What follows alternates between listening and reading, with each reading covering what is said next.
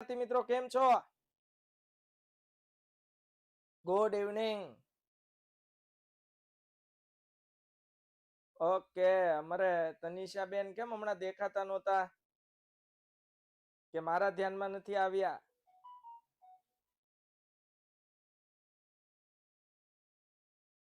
Okay, સરસ. તો તમે એક્ઝામમાં વ્યસ્ત હતા. ઓકે ઓકે, મજામાં છું. તમે બધા પણ મજામાં છો એ આશા સાથે આગળનો લેક્ચર શરૂ કરીએ. વિદ્યાર્થી મિત્રો, આપણું સરસ મજાનું ચેપ્ટર છે ધંધાકીય સેવાઓ નંબર 1 અને એમાં આપણે વાત કરી રહ્યા છીએ વીમો. બોલો, વીમાના આપણે પ્રકારો જોયા હતા. મુખ્ય બે પ્રકાર છે. એમાંનો પહેલો પ્રકાર હતો જિંદગીનો વીમો, હે ને? એમાં જીવન વીમો હતો, હયાતીનો વીમો હતો. Yes or no? Okay, very good વિદ્યાર્થી મિત્રો. તો આપણે વીમાના પ્રકારમાં આગળ વધ્યા હતા. આજે આપણે શીખવાના છીએ જીવન વીમો આપણે શીખી ગયા છીએ, સોરી. ઓકે, તો અહીંયા મારે વાત કરવાની છે હવાઈ વીમો. જે સામાન્ય વીમા હતા કે નહીં, એમાં ઓકે એકમ કસોટી. હા, ઘણી બધી સ્કૂલમાં એકમ કસોટીઓ ચાલે છે, વિચારશ. તો જોઈએ વિદ્યાર્થી મિત્રો, આગળ વધીએ. તમને વીમા વિશે આપણે લાસ્ટ ક્યારે ભેગા થયા હતા? જ્યારે આપણે ક્યારેય લેક્ચર લગભગ લેતા નથી, પણ હા, કયો વાર હતો? સન્ડે. ઓકે, યાદ છે. તો વિદ્યાર્થી મિત્રો, હવે મારે વાત કરવી છે આજે હવાઈ વીમો, એર ઇન્સ્યોરન્સ. તમે જુઓ કેટલો ટેકનોલોજીમાં વધારો થયો છે, એનો આપણે કેટલો બધો સરસ ફાયદો ઉઠાવી શકીએ છીએ. ઓકે બાળકો, 19મી સદીના ઉત્તરાર્ધથી અત્યારે કઈ સદી ચાલે છે? 21મી. યસ, 21st સેન્ચુરી ચાલી રહી છે, હે ને? 19મી સદીના ઉત્તરાર્ધમાં, એટલે 19મી સદી જ્યારે પૂરી થવાની હતી, ઓકે, તો એના ઉત્તરાર્ધથી હવાઈ માર્ગે માલ મોકલવાનું શરૂ થતા હવાઈ વીમાની શરૂઆત થઈ. બાળકો સાંભળજો, 19મી સદી ઉતરવાની તૈયારીમાં હતી, એટલે 19મી સદી પૂરી થવાની તૈયારી હતી. હાલો, ઓકે, 1901, 1902, 1903, આ 19મી સદી કહેવાય, પૂરી થવાની તૈયારીમાં હતી.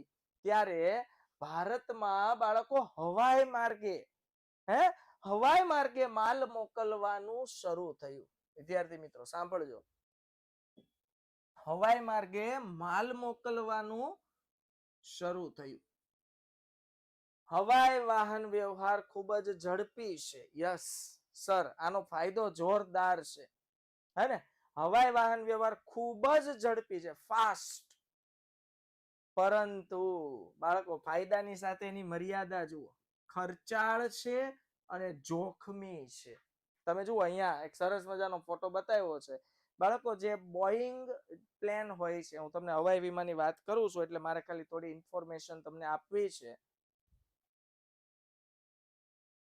બાળકો, જે પ્લેન હોય છે જેમાં પેસેન્જર્સ ટ્રાવેલિંગ કરે છે, બાળકો, પેસેન્જર્સની નીચે આવી રીતે બોગી હોય, આવી રીતે. અને આ તમે બોક્સ જો દેખાઈ રહ્યા છે ને, આ બોક્સની સાઈડમાં જો અહીંયા વ્યક્તિ ઉભો છે, કેટલો નાનો લાગે છે. એક વ્યક્તિ ઉપર બીજો વ્યક્તિ ઉભો રહી જાય એટલે અંદાજે 12 ફૂટ આપણે લઈ લઈએ, 10 થી 12 ફૂટ.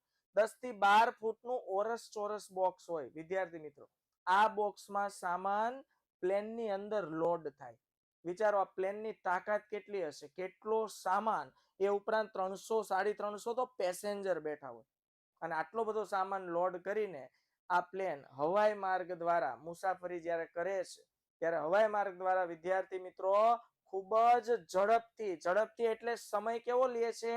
ઓછા સમયમાં, ખૂબ જ ઓછા સમયમાં બાળકો સૌથી વધુ ઝડપથી માલ સામાનની શું કરી આપે છે? હેરાફેરી. પરંતુ આ ખૂબ જ જોખમી છે. જોખમીની સાથે સાથે ખર્ચાળ અત્યંત છે. બાળકો, સ્વાભાવિક છે, પ્લેન હવામાં ઉડે છે એટલે ફ્યુલ ચાર્જ થાય. એનો ફ્યુલ ચાર્જ બહુ હાઈ હોય છે, વધારે પડતો હોય છે. એટલે આપણે જે ગુડ્સ ટ્રાન્સપોર્ટ કરીએ છીએ, જે વસ્તુ, જે માલ સામાન ટ્રાન્સપોર્ટ કરીએ છીએ, એની જે કોસ્ટ આવે છે, એનો જે ખર્ચ આવે છે, શું થાય છે? વધી જાય છે. ઓકે, તો વિદ્યાર્થી મિત્રો, હવાઈ વાહન વ્યવહાર મારફતે કિંમતી અને ઓછા વજનના માલની હેરફેર થાય છે. એનો મતલબ એવો થયો કે હવાઈ મારફતે મેક્સિમમ કયા માલ સામાનની હેરફેર કરી શકાય? કિંમતી હોય, જે એક્સપેન્સિવ હોય. એટલે જે માલ છે ને એ પોતે કિંમતી હોય. હાલો, જે માલ સામાન છે એ પોતે કેવો હોય? Expensive, valuable. અને આવા, અને પાછો વજનમાં કેવા હોય? હળવા. વજનમાં કેવા હોય? હળવા. કારણ કે પ્લેનમાં મોકલવાના, ટ્રેનમાં કે ટ્રકમાં નહીં.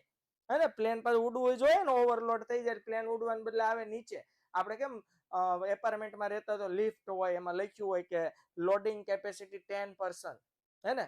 10 ની જગ્યાએ 11મો વ્યક્તિ બેસે એટલે ફૂલ બતાવે, અને લિફ્ટ ધીમે ધીમે ઉપર જાય ને વધારે લોડ વધી જાય તો ઉપર જ ન જાય. હે ને? પ્લેનમાં બાળકો એવી જ રીતે હોય છે. એટલે એમ કહેવાય કરાય પ્લેનમાં બાળકો જે વધુ વજન વાળી વસ્તુ છે, મેલા બોક્સ બતાવ્યા, એ ટ્રાન્સપોર્ટ થાય છે, નો ડાઉટ. પણ મેક્સિમમ જે વસ્તુ હોય છે એ કેવી હોય? વજનમાં હળવી હોય છે. સામાન્ય રીતે ઉદાહરણ તરીકે હું તમને આપું તો જુઓ, ગોલ્ડ બિસ્કિટ, ડાયમંડ. આપણા સુરતમાં જે હીરાના કારખાનાઓ છે, આ શેઠિયાઓ છે, આ ડાયમંડ ટ્રાન્સપોર્ટ દ્વારા પણ મંગાવતા હોય. યસ. અને ટ્રાન્સપોર્ટ શેમાં થઈને આવે? પ્લેન મારફતે. પણ બોલો એનો ખર્ચ કેવો લાગે? સૌથી વધારે. હે ને? હોય એક જ ડાયમંડની પોટલી, પણ ટ્રાન્સપોર્ટમાં આવે એટલે ખર્ચ કેવો લાગે? વધારે લાગે છે. બાળકો, દરિયાઈ અને માર્ગ વીમાની સરખામણીમાં હવાઈ વીમાના પ્રીમિયમના દર કેવા હોય છે? ઊંચા. કારણ કે સૌથી વધુ રિસ્કી છે હવાઈ વીમો. હાલો સાંભળજો. એટલે દરિયાઈ વીમો અને માર્ગ વીમો.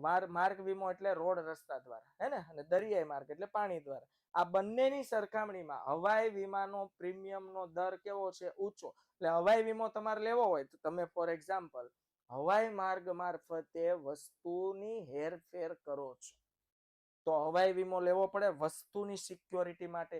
શું ખબર જોખમ રહેલું છે, પ્લેનમાં કોઈ ક્રેશ થઈ જાય, કોઈ અન્ય પ્રોબ્લેમ આવે, ના કારણે જો વસ્તુને નુકસાન થાય તો આપણને આપણું વળતર મળવું જોઈએ. કારણ કે પ્લેનમાં જે વસ્તુ આપણે મોકલીએ છીએ વસ્તુ પોતે જ કેવી છે? કિંમતી.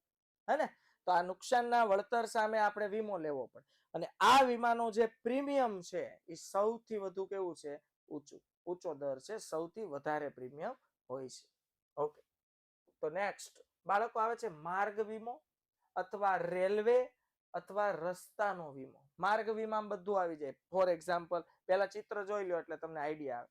ટ્રેન આવી જાય, મોટા કન્ટેનર ટ્રક પણ આવી જાય. ઓકે, તો માર્ગ વીમામાં બધું જ આવશે. રેલવે અને રસ્તા દ્વારા જે આવે બધા માર્ગ વીમામાં આવે. ઓકે, ફરક ખાલી એટલો છે, રસ્તામાં ટ્રાફિક નડે, રેલવેમાં નડે નહીં. ઓકે બાળકો, માર્ગ વાહન વ્યવહારમાં જમીન માર્ગ અને રેલવે માર્ગનો સમાવેશ થાય છે. પહેલો નિયમ સમજાય છે? માર્ગ વાહન વ્યવહારમાં જમીન માર્ગ અને રેલવે માર્ગનો સમાવેશ થાય છે. જમીન માર્ગ અને રેલવે માર્ગનો સમાવેશ થાય છે. જમીન તથા રેલવે માર્ગે માલની હેરફેરના જોખમમાં ખાસ કરીને જમીન તથા રેલવે માર્ગે માલની હેરફેરના જોખમના ખાસ કરીને ચોરી, લૂંટફાટ, માલ હેરફેરનું નુકસાન વગેરે હોય છે. બાળકો, આપણે જમીન કે રેલવે માર્ગ મારફતે વસ્તુની હેરાફેરી કરીએ છીએ તો શા માટે વીમાની જરૂર પડે છે? આ પ્રશ્ન થાય. યસ ઓર નો? વીમાની જરૂર એટલે પડે કે જમીન માર્ગ મારફતે, રેલવે મારફતે જ્યારે આપણે માલ સામાનની હેરાફેરી કરીએ છીએ ત્યારે ચોરી થવાની બીક લાગે છે, લૂંટફાટ થવાની, હાલો, હે અને માલની હેરફેરનું નુકસાન થવાની બીક છે. અહીંયા જુઓ એક ફોટો મૂક્યો છે, આ છે ને ગુંડે મૂવીનો છે. તમે જુઓ ટ્રેન મારફતે આ મૂવીમાં કેવું બતાવે છે? રેલવે મારફતે કોલસાની હેરાફેરી થાય છે. તો આ બંને જે લોકો છે એ શું કરે છે? ચાલુ ટ્રેને કોલસાની શું કરે છે?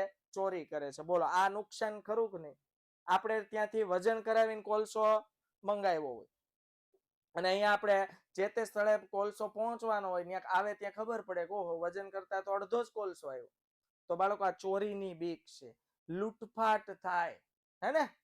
અને માલ હેરફેરમાં ઘણું બધું ક્યારેક નુકસાન પણ થાય. તો આ સંજોગોમાં આ નુકસાનને આપણે ભોગવવું ન પડે એટલા માટે શું લેવો પડે છે? વીમો લઈએ છીએ. અને આ વીમાનું શું ભરવું પડે? પ્રીમિયમ. પ્રીમિયમ તો દરેક વીમામાં વિદ્યાર્થી મિત્રો ભરવું પડશે. સમજાય છે? તો બાળકો, જમીન તથા રેલવે માર્ગે માલની હેરફેરના જોખમમાં ખાસ કરીને ચોરી, લૂંટફાટ, અને માલ હેરફેરનું નુકસાન વગેરે થાય છે. આ નુકસાનને પહોંચી વળવા માટે પ્રિપરેશન એટલે અગાઉથી જે તૈયારી કરવામાં આવે છે ને એ તૈયારી છે માર્ગ વીમો. માર્ગ વીમો તમે લીધો હોય તો તમારા માલનું જે હેરફેર થાય છે એમાં જે કંઈ પણ નુકસાન થાય છે એ નુકસાનનું વળતર આપણને કોણ આપે છે? વીમા કંપની. પણ એ વળતર ત્યારે આપે જો આપણે વીમો લીધો હોય અને નિયમિત એનું શું ભર્યું હોય? પ્રીમિયમ. ક્લિયર થાય છે? ઓકે બાળકો, આ જોખમોની સામે રક્ષણ મેળવવા માર્ગ વીમો લેવામાં આવે છે. સ્વાભાવિક છે કે ભાઈ માર્ગ દ્વારા આપણે માલની હેરફેર કરીએ છીએ તો એનું રક્ષણ મેળવવા માટે આપણે શું લઈએ છીએ? માર્ગ વીમો. વસ્તુનું નુકસાન થાય તો પહોંચી વળવા માટે. બાળકો, હવે આવે છે આગનો વીમો. Fire insurance. આગનો વીમો. તમે જુઓ, આગ લાગે, હા કે ના, તો આ સંજોગોમાં જો આપણી પાસે ઇન્સ્યોરન્સ હોય, વીમો હોય, તો આપણી માલ કે મિલકતને આગ લાગે અને હાલો વીમાની રકમ તો જ મળે જો આપણે જે તે મિલકતનો કે માલનો વીમો લીધો હોય અને આગનો વીમો લીધો હોય અને એ જ માલ કે મિલકતને આગ લાગે, હાલો, તો અને માત્ર તો જ વીમા કંપની દ્વારા આપણને પૈસા મળવા પાત્ર છે. ક્લિયર થાય છે? સમજાય છે? તો બાળકો સાંભળો, આગનો વીમો માલ તેમજ મિલકતને ચોક્કસ રીતે લાગેલી આગને પરિણામે, બાળકો આગ લાગે એટલે ક્યાં તો પૂર્ણ નુકસાન થાય, યસ ઓર નો, એટલે બધું બળીને ખાક થઈ જાય, અથવા અંશતઃ નુકસાન થાય અથવા તો તે નાશ પામે તો નુકસાન વળતર આપવાના વચનના બદલામાં પ્રીમિયમનું અવેજ મેળવવાના કરારને આગનો વીમો કહે છે. ઇન શોર્ટ, સિમ્પલ ભાષામાં સમજાવું પછી ફરીથી આપણે આ પોઈન્ટ તરફ જઈએ. બાળકો, આપણે આગનો વીમો લીધો છે. સમજો અહીંયા જુઓ, આ જે મેં તમને બિલ્ડિંગ બતાવ્યું છે આ તમને પરિચિત હશે કદાચ. હા, સુરતમાં આગ લાગી હતી. તક્ષશિલા બિલ્ડિંગ છે જેમાં ઘણા બધા વિદ્યાર્થીઓનું ડેથ થયું હતું આગને કારણે. તો બાળકો, ખાલી મારે તમને ઉદાહરણ આપવું છે કે સમજો આ જે બિલ્ડિંગ છે, બિલ્ડિંગની અંદર એક માળ ઉપર જીમ ચાલતું, તો જીમના દરેક સાધનો બળીને ખાક થઈ ગયા હતા. હવે જો સમજો વિદ્યાર્થી મિત્રો, આ જીમના માલિકે આ જીમના દરેક સાધનોનો વીમો લીધો. ઓકે, કયો વીમો લીધો તો? આગનો વીમો. કયો વીમો લીધો તો? આગનો વીમો. તો બાળકો, એને આગનો વીમો લીધો તો નિયમિત પ્રીમિયમ ભરતા હતા. હવે એમાં આગ લાગી. આગ લાગી એટલે અમુક મશીન બળીને ખાક થઈ ગયા અને અમુક એઝ ઇટ ઇઝ થોડાક યુઝ કરી શકાય. કહેવાનો મારો મતલબ પૂર્ણ નુકસાન થાય અથવા તો અંશતઃ નુકસાન થાય. તો પૂર્ણ અથવા અંશતઃ નુકસાન થયું. બોલો, હવે આપણે વીમા કંપની પાસે એવો દાવો નાખી શકીએ? દાવો એટલે આપણે એમ કહી શકીએ કે ભાઈ આગનો વીમો અમે લીધો હતો, આ રે આગના વીમાની પોલિસી. ઓકે, અને નિયમ પ્રમાણે આટલી વસ્તુનું અમારું નુકસાન થયું છે. બોલો, એનો કોઈ માણસ આવશે, અસેસમેન્ટ કરશે. અસેસમેન્ટ એટલે તપાસ કરશે, ચકાસણી કરશે અને પછી આપણને વીમા કંપની તરફથી શું આવશે? વીમાના પૈસા. ઓકે અભિષેક ભાઈ, જાતે જ આગ લગાડી દીધી હોય આવા કિસ્સા બને, પણ આ કેસમાં મેં કીધું કે ભાઈ વીમા કંપનીમાંથી એક ઇન્સ્પેક્શન થાય, એક તપાસ થાય. જો તપાસમાં એવો ખ્યાલ આવે કે જાતે જાણી જોઈને વીમાના પૈસા મેળવવા માટે આગ લગાડી છે, હાલો તપાસમાં એવું સ્પષ્ટ થાય કે જાતે જાણી જોઈને વીમો લેવા માટે આગ લગાડી છે, તો આ કેસમાં બોલો સંપૂર્ણ ભરોસાના સિદ્ધાંત ભંગ થાય? હા કે ના? માહિતી છુપાવી કહેવાય, ખોટી માહિતીની રજૂઆત કરી છે. આ કેસમાં તમારી વીમાની પોલિસી જ આખી રદ થઈ જાય. પૈસાની તો વાત જ 2 નંબર પર આવે, પોલિસી જ કેન્સલ. અને પોલિસી જ કેન્સલ થાય એટલે સ્વાભાવિક છે વીમાનો 1 પણ રૂપિયો મળવા પાત્ર નથી. ઓકે, ક્લિયર થાય છે એવરીબડી? તો હવે જુઓ, માલ તેમજ મિલકતને ચોક્કસ રીતે લાગેલી આગને પરિણામે પૂર્ણ અથવા અંશતઃ નુકસાન થાય અથવા તો તે નાશ પામે તો નુકસાન વળતર આપવાના વચનના બદલામાં નુકસાન થાય તો વળતર મળે. કોની પાસેથી મળે?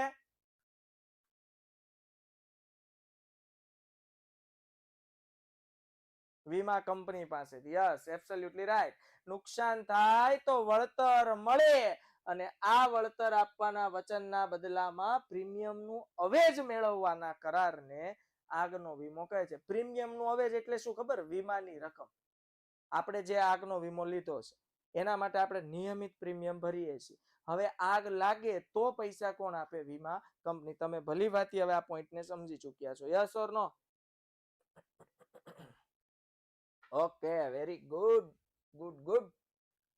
આગના વીમામાં વીમા યોગ્ય હિતના સિદ્ધાંતનો આગ્રહપૂર્વક અમલ થાય છે. બાળકો, આગના વીમામાં વીમા યોગ્ય હિત.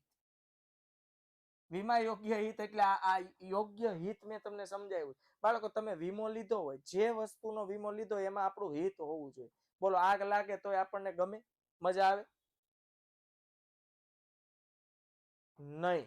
એનો મતલબ જે વસ્તુમાં આગ લાગે છે એમાં આપણું હિત સમાયેલું હોવું જોઈએ. એટલે આપણે ભલે વીમો લીધો હોય પણ આપણી માનસિકતા કેવી હોવી જોઈએ કે જે વસ્તુ કે મિલકતનો કે મકાનનો કે ફેક્ટરીના સાધનોનો કે યંત્રોનો આપણે વીમો લીધો છે, હાલો, એ વસ્તુનો વીમો ભલે લીધો છે પણ એ વસ્તુમાં કદાપી આગ લાગવી જોઈએ નહીં.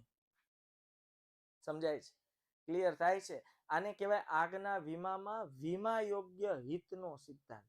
એ આમાં અમલ થાય. હા, પછી એવું ન હોય કે લાય આજે તો આપણે વીમા કંપનીનું કરી નાખીએ. હું કે ભાઈ માચીસની દિવાળી લઈને હળગાવો કેરોસીન છાંટીને બધું. કેમ? તો કે ભાઈ વીમા કંપનીનું આજ કરી નાખવું છે. ભાઈ એમ નથી કરવું ગામનું. હા, ઈમાનદારીનું છે અને કુદરતી રીતે આગ લાગે છે, બરોબર છે, સ્વાભાવિક છે. હાલો, તો તમે વીમો લીધો હોય અને વીમા કંપની પાસે જાઓ તો વીમા કંપની પૈસા આપે. પણ તમને એમ થાય કે વીમા કંપનીનું આજ તો કરી નાખવું છે, એક ડોલ નાખી આમ છાંટી કેરોસીન પછી લગાવી આગ, અને પછી ખબર પડી ઇન્સ્પેક્શન નો માણસ આવ્યો તો એ તો બધું નાનું ઝીણવટપૂર્વક નું તપાસ કરે. ખબર પડી ભાઈ દિવાળી લઈને આગ છાપીશ, દિવાળી લઈને આગ ચાપીશ, તો હવે વીમા પોલિસી થઈ કેન્સલ. બોલો, ગયા કામમાંથી, આપણું બિલ્ડિંગ ગયું, અને વીમાની પોલિસી ગઈ, બધી બાજુથી નુકસાન, નુકસાન, નુકસાન ને નુકસાન. કહેવાનો મારો મતલબ શું છે? આપણે જે વસ્તુનો વીમો લીધો છે એમાં આપણું હિત હોવું જોઈએ. હું તમને એક સિમ્પલ ઉદાહરણ આપું. બાળકો, મેડિક્લેમ ઇન્સ્યોરન્સ નામ સાંભળ્યું છે?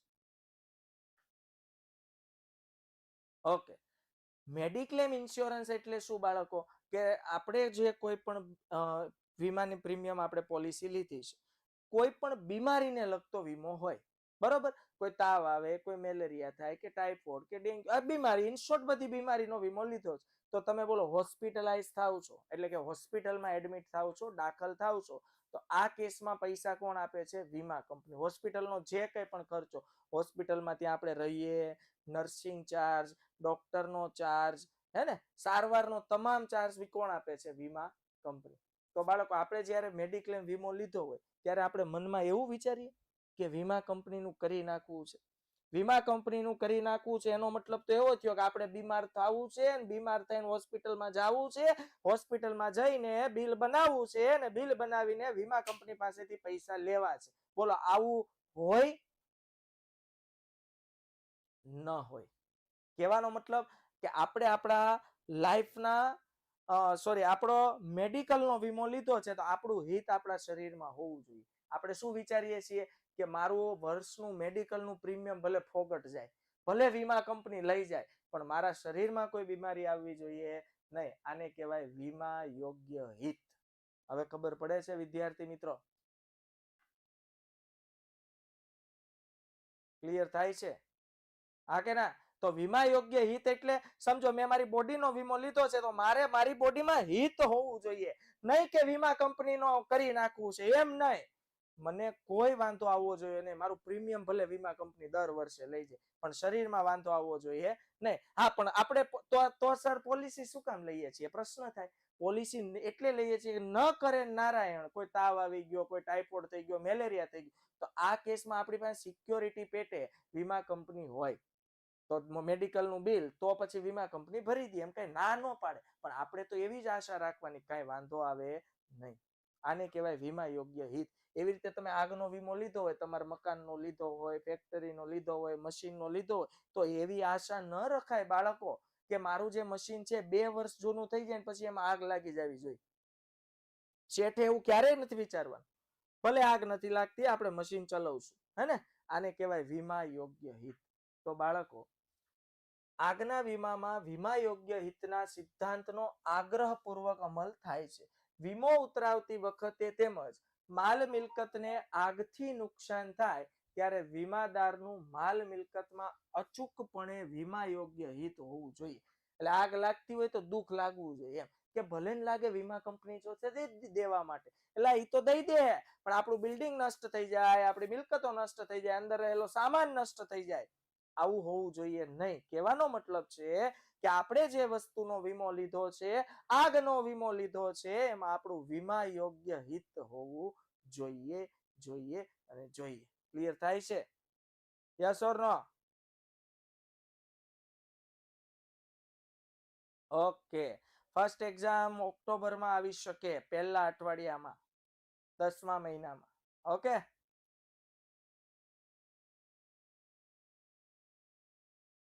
ઓકે. તો વિદ્યાર્થી મિત્રો આગળ વધીએ. અન્ય વીમો, અધર ઇન્સ્યોરન્સ, હે ને? અધર ઇન્સ્યોરન્સમાં કેટલા બધા હતા ખબર છે ને? કેટલા હતા કોઈને ખબર છે? અન્ય વીમો એટલે અધર ઇન્સ્યોરન્સમાં યસ 13 વીમા હતા. 13 જોઈએ વન બાય વન આપણે. બાળકો વીમા વ્યવસાયમાં વૈવિધ્ય આવવાને કારણે બાળકો વીમો પણ છે ને વ્યવસાય તરીકે વિકસિત થયો છે, હે ને? વીમા તમને શું લાગે વીમા કંપની નફો ખાલી સેવાનું જ કામ કરે? કોઈ બીમાર થાય તો પૈસા આપે, આગનો લીધો વીમો લીધો હોય તો આગ લાગે તો પૈસા આપે, હે ને? હવાઈ માર્ગનો વીમો લીધો હોય તો હવાઈ માર્ગમાં કોઈ નુકસાન થાય તો પૈસા આપે, એવું નહીં. વીમા કંપની પણ શું કરે છે? નફાના હેતુથી કાર્યરત છે. આ યાદ રાખજો, હે ને? વીમો એક વ્યવસાય છે. હાલો, વીમો એક શું છે? વ્યવસાય. ઓકે. અને એમાં વૈવિધ્ય આવવાના કારણે, વૈવિધ્ય એટલે વિવિધતા આવી છે. જુઓ, સમયની સાથે આ લોકો અપડેટ થયા છે. વૈવિધ્ય એટલે વિવિધતા આવી છે. તો વીમો વ્યવસાયમાં વૈવિધ્ય આવવાને કારણે વીમાના અનેક નવા પ્રકાર અસ્તિત્વમાં આવ્યા છે. પેલા આટલા બધા પ્રકાર ન હતા. ફોર એક્ઝામ્પલ, બાળકો ગાયકને તેના ગળામાંથી સૂર માટેનો વિશિષ્ટ વીમો. લતા મંગેશકર છે, એવું કહેવાય છે કે લતા મંગેશકર જ્યાં સુધી મૃત્યુ એનું થયું ને ત્યાં સુધી એનું ગળું એકદમ ક્લીન હતું. એટલે કે ત્યાં હજુ પણ જ્યારે યુવાન હતા અને ગાતા ગીત એ જ રીતે એવો જ અવાજ નીકળતો. એને એના ગળાનો વીમો લીધો હતો એમ કહેવાય છે લતા મંગેશકરે. સમજાય છે? લઈ શકાય. લ્યો, આ વિવિધતા છે. આવું તો આપણે વિચાર્યું ન હોય ગળાનો વીમો લેવાય. બોલો, ગળું એના માટે કેવું છે? કિંમતી. અરિજીત સિંહ નું નામ સાંભળ્યું? હા, તો અરિજીત સિંહ જે છે, અરિજીત સિંહ એને પણ પોતાના ગળાનો વીમો લીધો છે. શું કામ? બાળકો એ લોકોની તો રોજીરોટી એનું ગળું છે. બોલો, એના ગળામાં કોઈ ઇન્ફેક્શન આવી ગયું, કોઈ વાંધો આવી ગયો, કોઈ બીમારી આવી ગઈ, હા કે ના? તો બોલો આ કેસમાં એની કમાણીનું માધ્યમ થઈ જશે બંધ. આ લોકોએ તો કરોડોના વીમા લીધા હોય એના ગળાના. તો ગળામાં લગતું કોઈ પણ નુકસાન થાય તો પૈસા કોણ આપે? વીમા કંપની. પણ હા, જ્યાં સુધી ગળામાં નુકસાન નથી થતું ત્યાં સુધી લોકોએ રેગ્યુલર પ્રીમિયમ ભરવું પડે. અને આ પ્રીમિયમનો દર કેવો હોય? ઊંચો, ખૂબ જ વધારે. અને બોલો, આ ગળામાં વીમા યોગ્ય હિત હોવું જોઈએ ને અરિજીત સિંહ. કે અરિજીત સિંહ એમ વિચારે ગળું બગડી જાય તો સારું, વીમા કંપની પૈસા તો આપે? બોલો, એવું વિચારાય નહીં. કે પ્રીમિયમ જાય તો જાય, વીમાના પૈસા વીમા કંપની પાસેથી નથી જોતા, પણ મેં જેનો વીમો લીધો છે એનું કોઈ જાતનું નુકસાન થવું જોઈએ ને. ગળાનો લીધો છે ગળું આજીવન સારું જ રહેવું જોઈએ. ઓકે, આને કહેવાય વીમા યોગ્ય હિત. સચિન તેંડુલકર છે બાળકો, એને એના હાથનો વીમો લીધો છે. Okay, yes. બધાએ કંઈક કંઈક કંઈક કંઈક વીમા લઈ જ રાખ્યા હોય કે જેના થકી એ લોકો શું કરતા હોય, જેના થકી હવે આ સ્પોર્ટ્સ પર્સન છે એની તો રોજીરોટી સ્પોર્ટ્સ નું કામ છે, હે ને? તો વિદ્યાર્થી મિત્રો, સ્પોર્ટ્સ પર્સન છે એને પોતાના યુનિક પાર્ટ્સના શું લીધા હોય? વીમા લીધા જ હોય છે. ઓકે, ક્લિયર થાય છે બાળકો? વાહનોના વપરાશથી અન્યોને થતા નુકસાનનું વળતર આપતા ત્રાહિત પક્ષ. જો હવે આ તો બહુ પ્રચલિત છે હમણાં માર્કેટમાં. પોલીસ વાળા પકડે ને, પોલીસ, યાદ રાખજો, પોલીસ પકડે ને એટલે એમ કે વીમો છે. એ બાળકો એ કયો વીમો માંગે ખબર? થર્ડ પાર્ટી ઇન્સ્યોરન્સ કહેવાય. શું કહેવાય? Third party insurance. હા, પોલીસ વાળા પકડે હે અને સીધું એમ કે લાવો વીમાની પ્રીમિયમ પોલિસી. તો આ જે પોલિસી માંગે ને એને થર્ડ પાર્ટી વીમો કે. હવે સમજાવું થર્ડ પાર્ટી ઇન્સ્યોરન્સ એટલે શું? તો સાંભળો ધ્યાનથી. બાળકો, થર્ડ પાર્ટી એટલે ત્રીજો પક્ષ. હવે ત્રીજો પક્ષ એટલે શું? તો સાંભળો બાળકો. એક પક્ષ છે વીમા કંપની. હાલો સાંભળજો આખી વાત. એક પક્ષ કોણ છે? વીમા કંપની. વીમા કંપની આ પહેલો પક્ષ. બીજો પક્ષ છે આપણે. આપણે એટલે આપણે સમજો બાઇક ચલાવતા ચલાવતા જઈએ છીએ. અને ત્રીજો પક્ષ છે. ત્રીજો પક્ષ છે સામેવાળી વ્યક્તિ.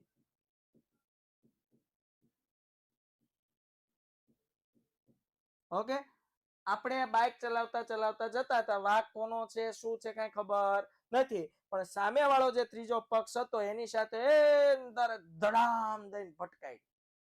હવે સામે વાળો વ્યક્તિ માથા ભારે હતો, ધુઆ પુઆ થઈ ગયો, ગાડી ઉપરથી હેઠો ઉતરી સીધો લાવો પૈસા લાવો. ઈ કે મારી ગાડીને નુકસાન થયું છે, નુકસાનીના બધા પૈસા મારે જોશે. એટલે મેં તો વળી હળવેક દઈને કીધું, મેં કીધું કેટલા રૂપિયા થાય બોલ? ઈ કે 40,000 રૂપિયા થાય. 40,000 ના દીકરા, તારી ગાડી ભંગારમાં દીધી હોય 20,000 ની થાય, એમ 40,000 નો દીકરો થાશો? 40,000 નો મળે. ઈ કે નુકસાન થયું એટલા તો આપો. મેં કીધું હા બસ એમ વાત કરતું. બાળકો, જો આ કેસમાં આપણે થર્ડ પાર્ટી વીમો લીધો હોય. થર્ડ પાર્ટી વીમો એટલે શું ખબર? જો આપણી ગાડી અન્ય કોઈ સાથે ભટકાય, એક્સિડન્ટ થાય અને સામેવાળી પાર્ટીને જે કંઈ પણ નુકસાન થાય તો એના પૈસા આપણે દેવા પડતા નથી. એના પૈસા સીધા કોણ આપશે? વીમા કંપની. પણ જો આપણી પાસે થર્ડ પાર્ટી વીમો નથી, ક્લિયર થાય છે? થર્ડ પાર્ટી વીમો નથી તો આ કેસમાં આ વ્યક્તિ નુકસાની પેટે જેટલા રૂપિયા માંગશે એટલા કોને આપવા પડશે? આપણે. આપણે એટલે એક્સિડન્ટ થયું છે એમ સમજો, આપણો વાક છે એમ સમજો. તો સામેવાળો વ્યક્તિ સ્વાભાવિક છે એની મિલકત એટલે કે ગાડીને નુકસાન થાય એના પણ રૂપિયા માંગશે, અને જે સારવારનો ખર્ચ આવશે, જે ઈજા થઈ હોય તેને શારીરિક ઈજા, એના પણ રૂપિયા માંગશે. યસ ઓર નો? તો આ કેસમાં જો થર્ડ પાર્ટી ઇન્સ્યોરન્સ આપણે લીધો હોય, થર્ડ પાર્ટી વીમો જો આપણે લીધો હોય તો વિદ્યાર્થી મિત્રો બોલો, આ પૈસા નુકસાનીના કોણ ચૂકવશે? વીમા કંપની. આપણે મધ્યસ્થી તરીકે શું કર્યું હોય ખબર? થર્ડ પાર્ટી વીમો લીધો એટલે આપણે વીમા કંપનીને શું ભર્યું હોય? પ્રીમિયમ દર વર્ષે ભરવાનું, હે ને? પ્રીમિયમ ભરીને થર્ડ પાર્ટી વીમો લઈ લીધો. એનો મતલબ વીમા કંપની હવે આપણને એવી ગેરંટી આપે છે શું? કે તમારું એક્સિડન્ટ કોઈ પણ સાથે થશે અને સામેવાળી વ્યક્તિને જે નુકસાન થશે એ નુકસાનની ભરપાઈ અમે કરશું. અમે એટલે કોણ? વીમા કંપની. ક્લિયર થાય છે? સમજાય છે? યસ ઓર નો? આને કહેવાય થર્ડ પાર્ટી વીમો. હાલો ખબર પડી ગઈ થર્ડ પાર્ટી વીમો એટલે શું? Okay, very good, clear. ચાલો પછી છે કામદાર વળતરનો વીમો. કામદાર વળતરનો વીમો એટલે કારીગર હોય એનું અકસ્માત થાય. આને છે ને ખરેખર કહેવાય કામદાર અકસ્માત વળતર. આ યાદ રાખજો, કામદાર અકસ્માત વળતરનો વીમો. બાળકો, ઘણી એવી કંપની છે, મોટી મોટી જે કંપનીઓ હોય ને વિદ્યાર્થી મિત્રો, હા, સામેવાળી એક્સિડન્ટ થાય ને સામેવાળી કંપની સોરી સામેવાળો વ્યક્તિ આપણી સાથે એક્સિડન્ટ થાય ને સામેવાળો વ્યક્તિ જો કેસ કરે કોર્ટમાં તો કેસ વિદ્યાર્થી મિત્રો આપણે લડવો પડે, હે ને? પણ આપણે વચ્ચે મધ્યસ્થી તરીકે કોને નાખશું પૈસા ચૂકવવા માટે? વીમા કંપની. એટલે વીમા કંપની આપણા વતી ઉત્તર આપવા બંધાયેલી છે. વીમા કંપની તો શું છે? નુકસાનનું વળતર આપવા માટે બંધાયેલી છે. ઓકે બાળકો, કામદાર અકસ્માત વળતરનો વીમો સમજાવો. ઘણી એવી પ્રતિષ્ઠિત કંપનીઓ છે, ઘણી એવી મોટા ધંધાકીય એકમ છે જે શું કરે ખબર? પોતાના કર્મચારીઓના વીમા લીધા હોય. આવું તમે સાંભળ્યું હશે, કર્મચારીના વીમા લીધા હોય. યસ, કર્મચારીના એકના નહીં, કર્મચારીના આખા પરિવારના વીમા લીધા હોય. અને હાલો, આ વીમાનું પ્રીમિયમ કોણ ભરે? કંપની પોતે. કંપની કોને ભરે? વીમા કંપનીને. એનો મતલબ શું થયો? કંપનીમાં કામ કરતો કોઈ કર્મચારી છે અને એને કોઈ મેડિકલ ઇમરજન્સી આવી પડે, બીમાર પડે કે હોસ્પિટલાઇઝ થાય કે એક્સિડન્ટ થાય, આ કેસમાં પૈસા કોણ આપશે? વીમા કંપની. બાળકો આનો મતલબ શું થયો ખબર? કંપની પોતાના કર્મચારીઓની શું કરે છે? જાળવણી, દેખરેખ કરે છે, કર્મચારીઓને સાચવે છે સારી રીતે. યસ ઓર નો? હે ને? અને કર્મચારીઓનો શું લઈ રાખે છે? વીમો. એટલે કંપની એવું માને છે કે મારે ત્યાં કામ કરતો કર્મચારી હોય અને જો એને કોઈ નુકસાન થાય તો મારી જવાબદારી છે કે હું એને પૈસાનું વળતર આપું. આવું જો દરેક કંપનીના માલિક વિચારવા માંડે ને વિદ્યાર્થી મિત્રો, તો કર્મચારીઓ હોશે હોશે કામ કરે. અને એવું હોશે હોશે કામ કરે, દરેક ધંધાકીય એકમની પ્રગતિમાં શું લાગી જાય? ચાર ચાંદ લાગી જાય. સમજાય છે? હા કે ના? પણ બધા નથી વિચારતા, પણ માર્કેટમાં એવી બધી ઘણી બધી કંપની જેમ કે ટાટા, રિલાયન્સ, આ બધી એવી કંપનીઓ છે પ્રતિષ્ઠિત કે એ પોતાના કર્મચારીઓના વીમા લઈ રાખે. એટલે જે પ્રીમિયમ લાઈફ કર્મચારી, જિંદગી કર્મચારી, એક્સિડન્ટ કર્મચારીનું થાય તો એક્સિડન્ટ જેનું થાય એ પૈસા ભરે. પણ નહીં, કંપની શું કહે છે? તું મારો કર્મચારી છો, તને એક પણ પ્રકારનું નુકસાન થશે તો એ પૈસા હું ભરીશ. પણ કંપની પછી ઇનડાયરેક્ટલી શું વિચારશે? મારે પૈસા ભરવા, એના કરતા હું વીમો જ લઈ લઉં કર્મચારીનો, પ્રીમિયમ કંપની ભરી દેશે. ક્લિયર થાય છે? હા કે ના? પ્રીમિયમ કોણ ભરી દેશે? કંપની ભરી દેશે. અને આ પ્રીમિયમના બદલામાં કર્મચારીને જો કોઈ પણ નુકસાન થાય તો વીમા કંપની સંપૂર્ણ વળતર આપવા માટે બંધાયેલી છે. આ બધા અન્ય વીમા છે બાળકો. શ્રમિકો માટેનો વીમો. શ્રમિકો એટલે મજૂરો, જે રોજગારી દિહાડી રોજ કરતા હોય. દિહાડી રોજ એટલે દરરોજનું દરરોજ કામ કરીને કમાતા હોય, આવા શ્રમિકો. યસ બાળકો, હા, આ લોકોના વીમા હોય. જેમ કે બ્રિજ બાંધકામ છે, આવી મોટી કંપનીના કામ ચાલતો. જેમ કે ઉદાહરણ તરીકે તમને કહું તો વિદ્યાર્થી મિત્રો, એલેન્ટિક કંપની છે, હે ને? આ કંપનીનું સમજો બ્રિજ બનાવવાનું કામ ચાલે છે, તો એના જે શ્રમિકો છે, એના જે મજૂરો છે, એલએનટી કંપની એનો વીમો લીધો હોય. યસ, આ મજૂરો કોઈ બ્રિજ બનાવે છે, સ્લેબ ભરે છે, અને અથડાઈ જાય છે, પડી જાય છે, મૃત્યુ પામે છે, તો અંતે એના ફેમિલીને વળતર મળવા પાત્ર હોય છે. ક્લિયર થાય છે? ઓકે.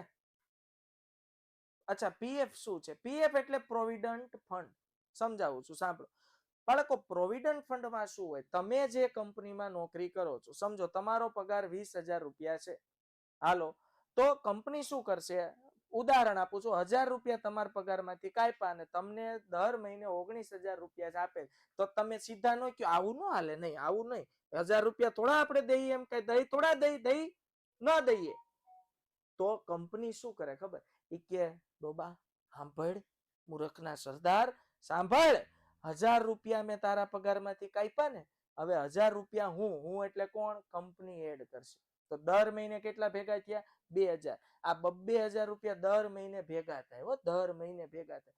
હવે જ્યારે કર્મચારી ધંધો છોડીને જશે અથવા રિટાયર થશે અથવા આપણી નોકરી છોડીને બીજા ધંધાકીય એકમમાં નોકરી કરવા માટે જશે, ત્યારે આ ભેગા થયેલા 2,000 રૂપિયા વ્યાજ સહિત, સાંભળજો, વ્યાજ સહિત, બોલો, કંપની કોને આપશે?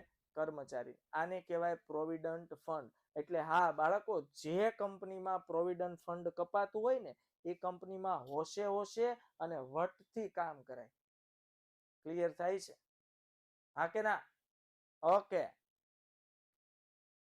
બેટા, વ્યાજ કેટલા ટકા છે એ આપણે ન કહી શકીએ, એ તો કંપનીની પોતાની પોલિસી ઉપર હોય. અને પ્રોવિડન્ટ ફંડનો એક આખો ધારો છે, કાયદો. એ કાયદા પ્રમાણે અલગ અલગ કંપની પોતાની સિચ્યુએશન, પોતાની કન્ડિશન પ્રમાણે વ્યાજનો દર આપતા હોય છે. ઓકે. તો બાળકો, વિદ્યાર્થી સમૂહને થતા સામાન્ય અને સામાજિક નુકસાન વળતરનો વીમો. તો વિદ્યાર્થી સંગઠનો હોય છે, સ્ટુડન્ટ યુનિયન, તમે નામ સાંભળ્યું છે. તો આ સ્ટુડન્ટ યુનિયન જ્યારે વિદ્યાર્થીઓ માટે લડત આપતા હોય ત્યારે ઘણીવાર કોઈ કોમી હુલ્લડો થાય, નુકસાન બુકસાન થાય, તો આના વીમા હોય છે. પછી ડાક્ટરી સેવા શુશ્રૂષા કરાવવા માટેના વળતરનો વીમો. ડાક્ટરી સેવા આપણે કરાવીએ, જો બાળકો, આના વીમા આવે છે. યસ.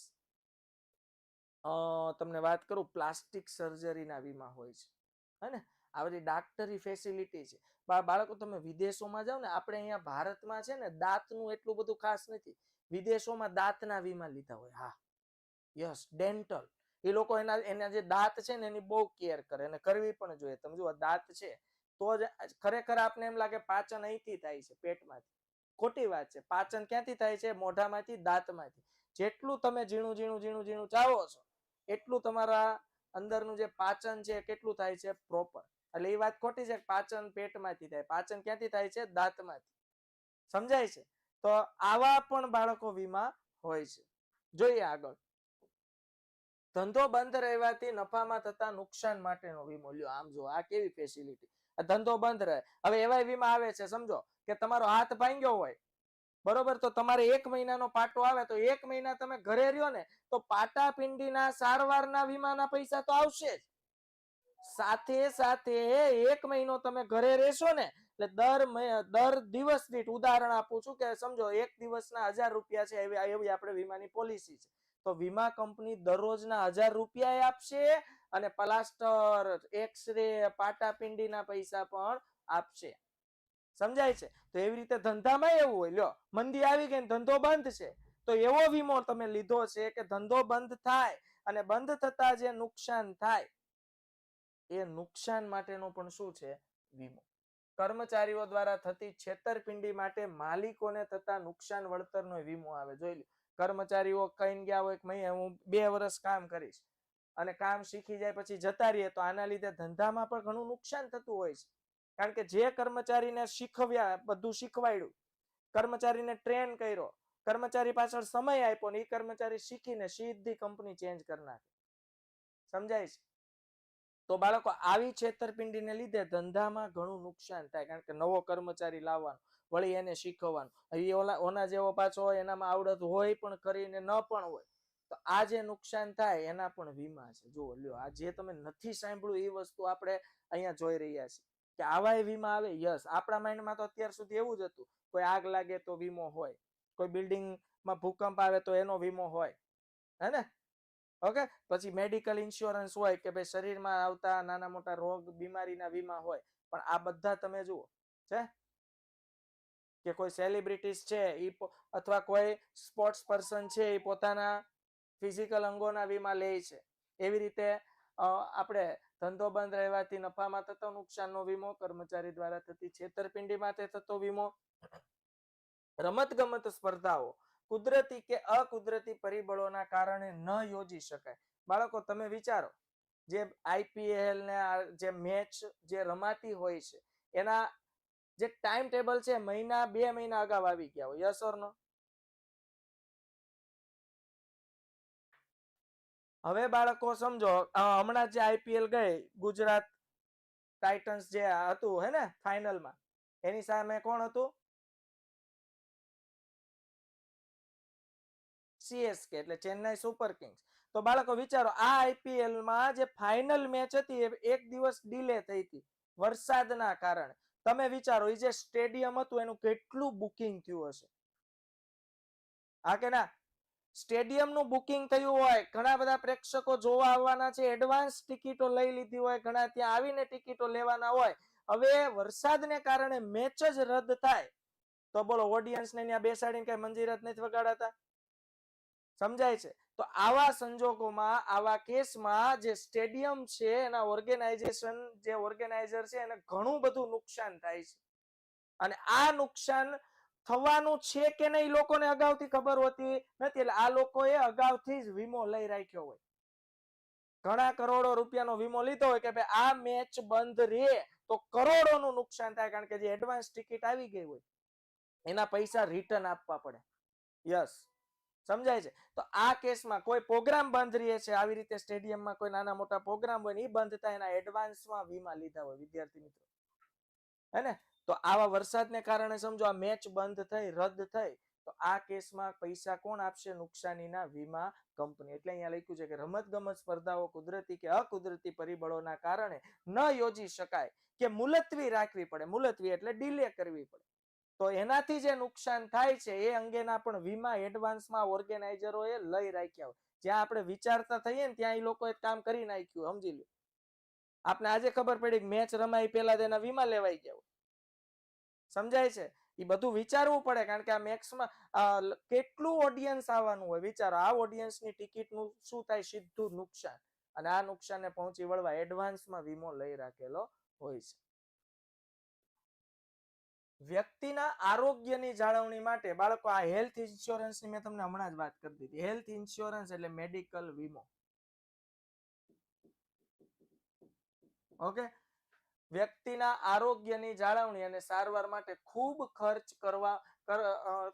થાય. સમજો હોસ્પિટલાઇઝ તમે થાવ છો, ઓકે, તો પછી બિલનું કોઈ માપ રહેતું હોતું નથી. કોઈ પણ નાની મોટી બીમારી આવે છે, અત્યારે હોસ્પિટલના ડોક્ટરના ચાર્જ તમે જુઓ, ખાલી હાથ પકડવાના 1000 રૂપિયા લઈ લે છે. યસ ઓર નો? હે ને?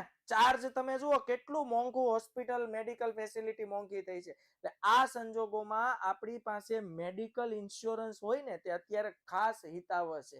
હું તો કહું તમારા ઘરે આવી ચર્ચા વિચારણા કરાય, અને કાંઈ નહીં તો કાંઈ ને એક નાનો મેડિકલ ઇન્સ્યોરન્સ લઈ લેવાય કે ક્યારે આપણે ડોક્ટરનો ઈલાજ કરાવવો હોય ને તો કોઈ સારા ડોક્ટર પાસે આપણે ટ્રીટમેન્ટ કરાવી શકીએ. પૈસા બાબતે આપણે અટવાય નહીં. સમજાય છે? એટલે એક ખાસ પ્રકારનો મેડિકલ ઇન્સ્યોરન્સ ઘરે બેસીને વિચારણા કરવાની, અને શક્ય હોય આર્થિક સગવડ હોય તો મેડિકલ ઇન્સ્યોરન્સ લઈ લેવાનું. કારણ કે અત્યારે કઈ બીમારી ક્યારે કોને આવે છે કાંઈ નક્કી હોતું નથી. આ કેસમાં જો આપણી પાસે મેડિકલ ઇન્સ્યોરન્સ હોય તો સારા દવાખાને જઈને સારવાર કરાવી શકીએ. હા, ફરક અહીંયા પડે. સારું હોય, અધરવાઇઝ આપણે ફેમિલી ડોક્ટરના ધક્કા ખાવા પડે. જે 5 વારે સારું થતું ઓલું એક વખતમાં સારું થઈ જાય, અને બીક પણ ન હોય, સારા દવાખાને જઈ શકીએ કારણ કે ખબર છે પૈસા કોણ આપશે? વીમા કંપની. ઓકે, તો બાળકો નક્કી કરેલી શરતો અનુસાર વીમા કંપની વીમા પ્રીમિયમના બદલામાં માંદગીનો તમામ ખર્ચ ભરપાઈ કરી દે છે. તેવી વીમા પોલિસીને સ્વાસ્થ્યનો વીમો એટલે મેડિક્લેમ ઇન્સ્યોરન્સ કહેવાય. સિમ્પલ છે, આને આપણે બહુ સારી રીતે ઓળખીએ છીએ કે મેડિક્લેમ ઇન્સ્યોરન્સ એટલે આપણે દર વર્ષે પ્રીમિયમ ભરવાનું. બાળકો બહુ નજીવું પ્રીમિયમ આવે છે. 2 લાખનો વીમો હોય તો અંદાજે 2 કે 3 વ્યક્તિઓનું 5000, 6000 કે 7000 ની આસપાસ આખા વર્ષનું પ્રીમિયમ હોય. પણ જો તમારો મેડિકલ ખર્ચ 2 લાખ સુધીનો આવે તો બધા પૈસા કોણ ભરતું હોય છે? વીમા કંપની. ઓકે, એટલે આ વીમા વિશે અત્યારે ખાસ વિચારવા જેવું છે વિદ્યાર્થી મિત્રો.